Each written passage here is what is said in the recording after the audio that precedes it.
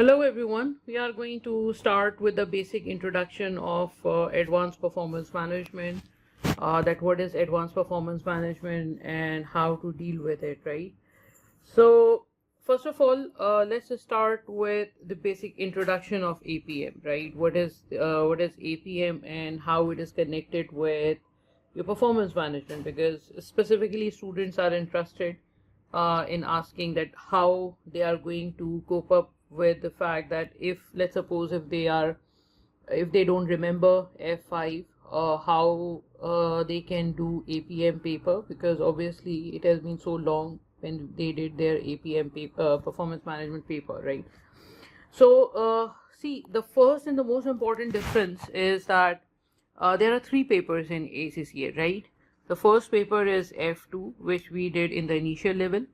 Then we have performance management, F2 or FMA, whatever you want to call it, right? Then we have performance management, formerly known as F5, and then now we have APM paper, which is formerly known as P5, right? So when you move from F5, in F5, generally examiner treat us as a middle tier management people, right? For example, in F2, we were treated as a clerk, so examiner or the syllabus told us everything about the operational level, that what is the material cost, labor cost, overheads, etc., etc. When we move to performance management or F5, it was like more managerial level paper, right?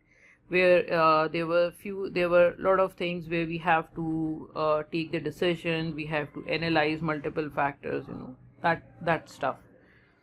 But if you are talking about advanced performance management, it's like you are at the strategic level of the company, right?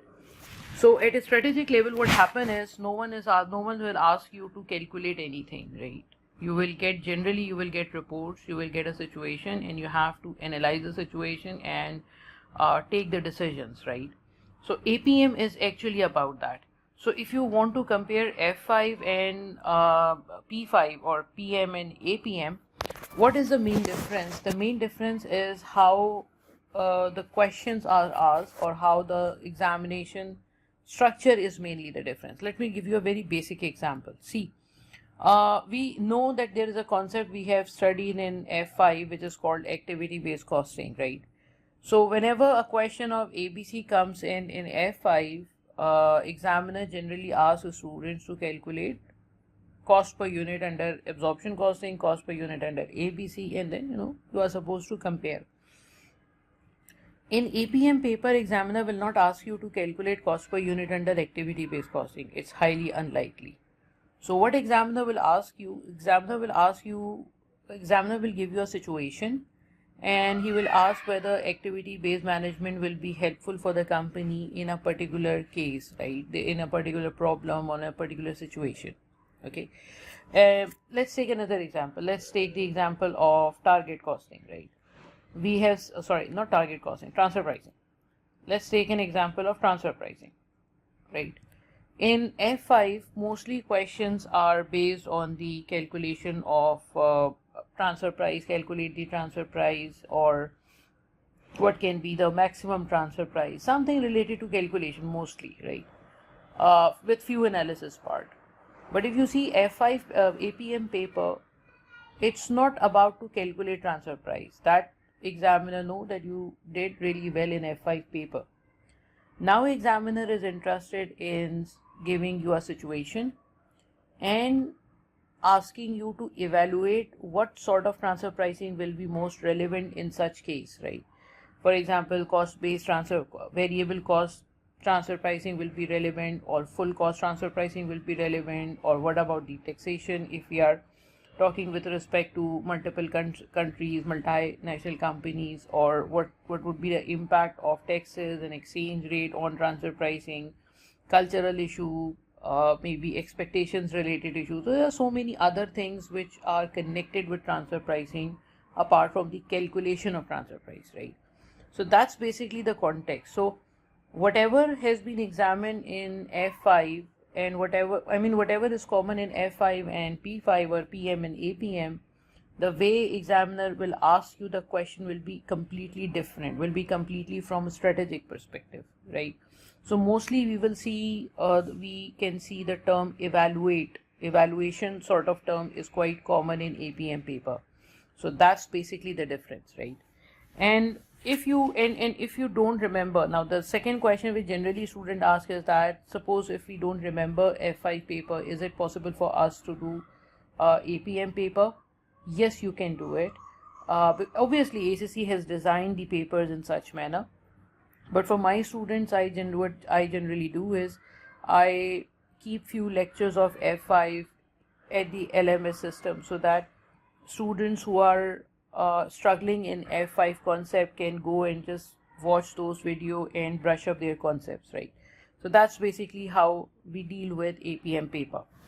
And how this is different from any other paper, see, there are other topics which are common in APM paper and other papers. Like, let's take an example of SWOT analysis: strengths, weaknesses, opportunities, and threats, right?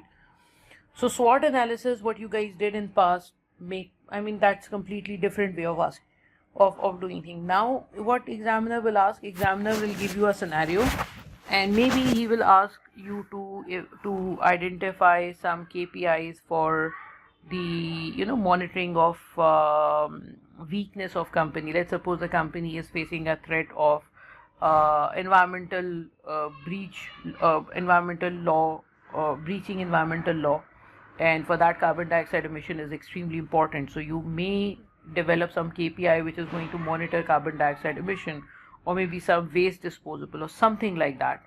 So because that is a threat for the organization, the company may have some huge penalties because of that. So development of KPIs can be asked in APM paper. Or let's take the example of stakeholder mapping.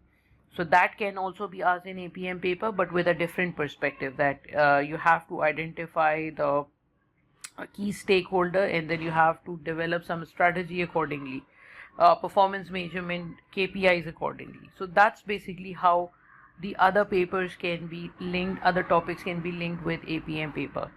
Here I just like to identify something, that examiner is generally not happy with the students, because students are still answering this part of APM in a quite similar manner as they performed in the previous studies.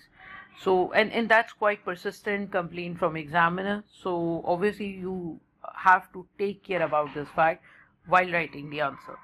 Okay, so what is the APM syllabus? APM syllabus is quite simple. We have few topics. I have structured this slide just to make sure that what are the common topics and what is the new topic. So activity-based costing and activity-based management. Activity-based costing, we know what is ABC. Activity-based management is a new part which has been introduced in APM paper. Target costing is a common topic. Risk and uncertainty. Target costing can be examined from 8 to 10 marks in any question, right? It's I won't say it's unlikely, but chances of having complete target costing question is quite low. But yes, examiner has asked to complete 25 marks question once in APM paper. So yes, examiner can ask, but probability is quite low. Risk and uncertainty is something which examiner is continuously asking. Concept of maximax, concept of maximum, minimax, regret, expected values, standard deviation, mean. These things are generally asked by the examiner, right? Combined probability, this is something which I believe if a student want to skip anything, they can skip this combined probability part, because this is something which has not been examined from a very long time, but is still, if you have time, you should cover this topic as well. Performance measurement, section A. Now performance measurement, this is the most important topic of APM, because without this topic you cannot pass APM paper, and this is a huge statement.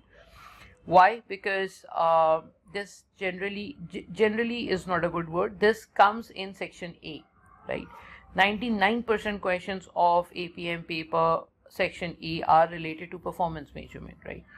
It may include some KPIs, balance scorecard, building block model, performance prism, development of KPI, identification of a strategic report. There are so many things, right? But obviously, this topic does not have that much potential to to be asked. I mean, you cannot ask 40 marks complete question, 40 technical marks complete question from this. So generally, what examiner does is examiner generally combine any other topic with this topic, right? For example, quality combined with performance measurement, IT related issues, environmental related issues, any other ethical issues. So something will be combined with performance measurement in section A, right? So that's how examiner generally asks section A. Then it includes, not excluding, this is including quality, including Lean and Six Sigma. This is a new thing for APM student. Responsibility center is something which we have already studied in past, so that will be again examined in APM, but obviously the way of asking the question will completely be different. Economic value added is a new topic, and this is among one of few calculation related topics in APM. I mean, not calculation, I mean you just need to have some, you should be able to pass some adjustment in the profit and capital. So that's a good part. Transfer pricing, again, as I said, transfer pricing is generally examined in case of theoretical concept. Examiner will ask theoretical concepts from you. That's quite important. Performance measurement in not-for-profit making organization. This is something which is quite common in APM paper. Generally, examiner asks this in section B. Complete question of performance measurement not-for-profit making organization in section B, right? Then Toyota production system. This is a lean system. IT, BPR is quite common these days. BPR is an important topic. Pricing is the second topic which I believe if student want to take chance on any topic, pricing can be the one, right?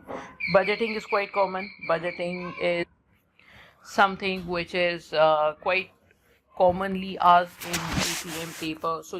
But budgeting doesn't mean those number crunching budgeting. Budgeting means that there will be a theoretical concept.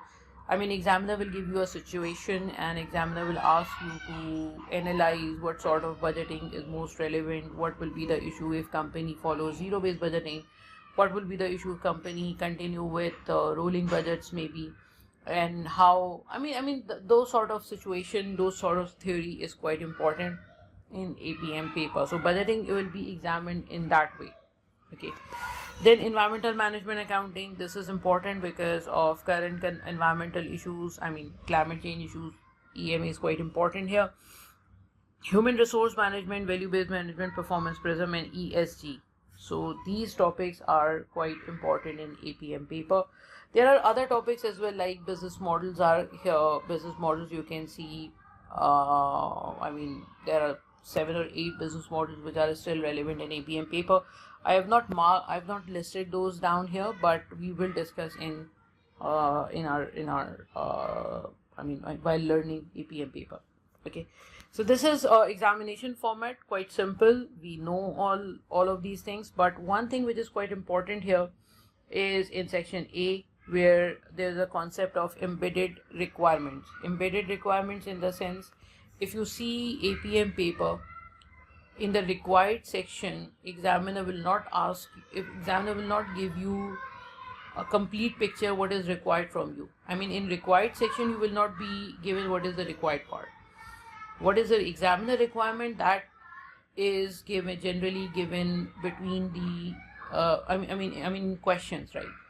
So while reading the question, you need to identify the issues or the requirements, what CEO actually wants from you, what you are supposed to do, something like that. So that is something which is quite crucial here, which is quite common in APM paper. And then how to improve. Now, I think I missed a slide here, probably. Yeah. So common issues in the student's paper. What are the common issues? Generally, we should not talk about this in introduction section, but I believe that students should know from day one that what mistakes they are not supposed to make, right? So generally, where students are struggling, they generally struggle in understanding the requirement, not understanding the question requirement exactly, but dealing with the embedded requirements, that they have to figure out what is actually required from them, right? Time management issue is quite common in APM paper. They don't know how to get professional marks. This is an important issue. They don't consider marking a scheme. So that's basically a problem, because if you're not considering marking a scheme, that means you don't know how much to write in your answer script. So if you write excessive answer, it's going to kill your time. If you write less answer, it is again going to not give you much enough marks, right? So that's an important issue. And in case of unsuccessful attempt, they don't have any clue what actually went wrong in their paper, right? So that's something quite scary. So how you can improve that? First of all, you have to cover the whole syllabus. When I ask the students to read the book, students, generally are not comfortable with reading the book, but I still believe reading book is extremely important, because there are few things, like advantage. I will provide notes to student, but the reading of books is still important. Advantages, disadvantages,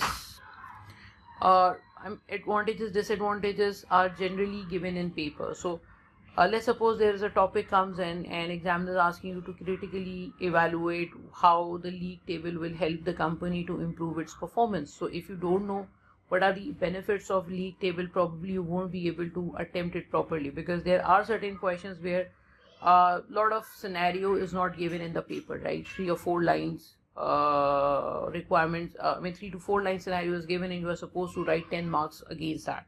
So that is quite scary. You are supposed to read all the requirements quite carefully and address all the requirements. So that is extremely important.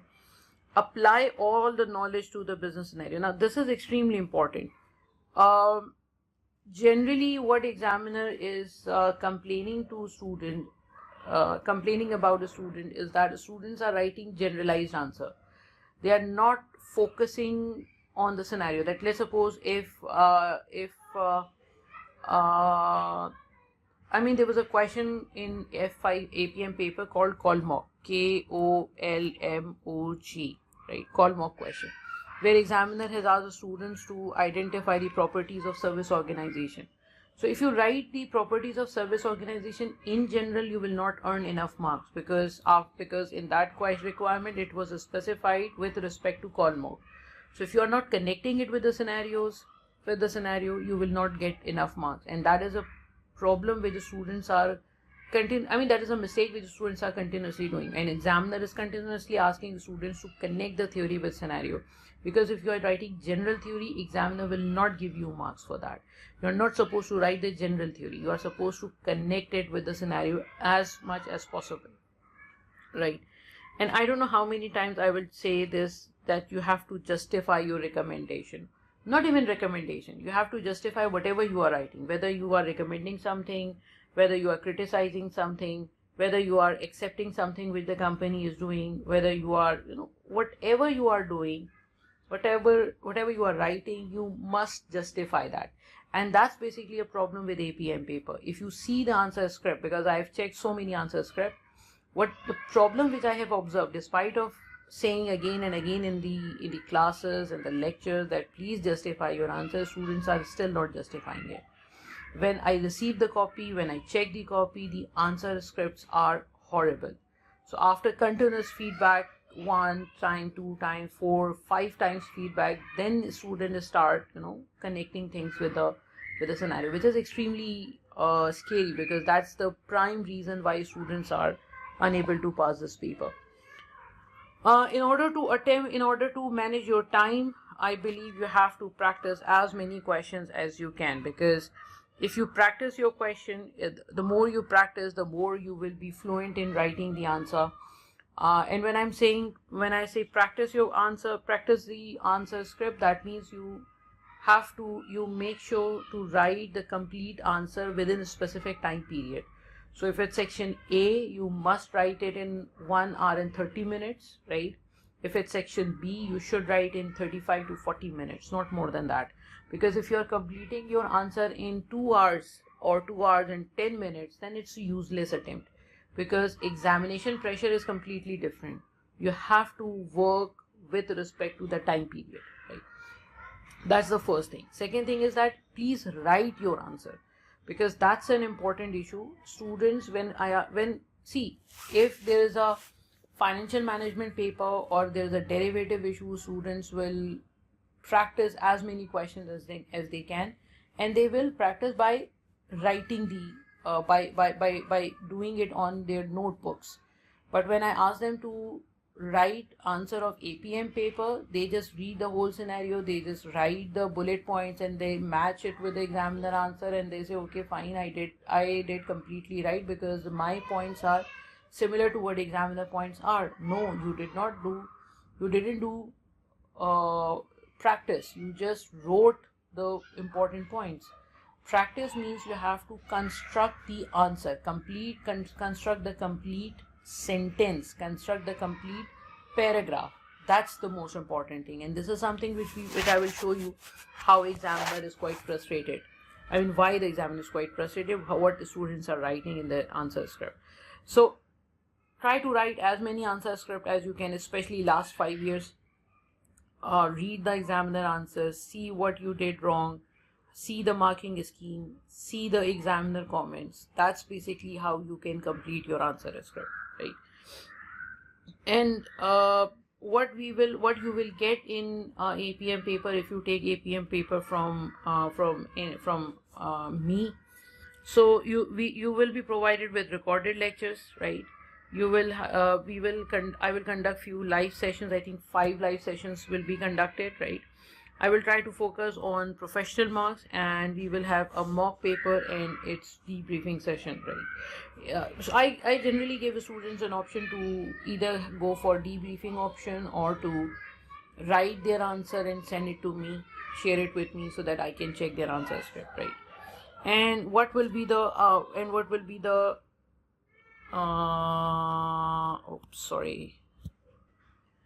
will be the schedule of the classes?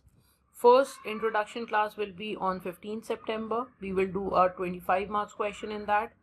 I think I missed a class. There will be one more class in between 29th and 13th, because I think I'm missing a class here, right? So I will completely provide you schedule. So there will be 4 classes are listed, but there will be 5 classes, right? There will be 2-day examination, there will be 2 days webinar, and then there will be a mock paper and debriefing session. So that's basically how we can how we will do our APM paper for December 2024. All right, so hope to see you all in the live sessions, right? Take care. Bye bye.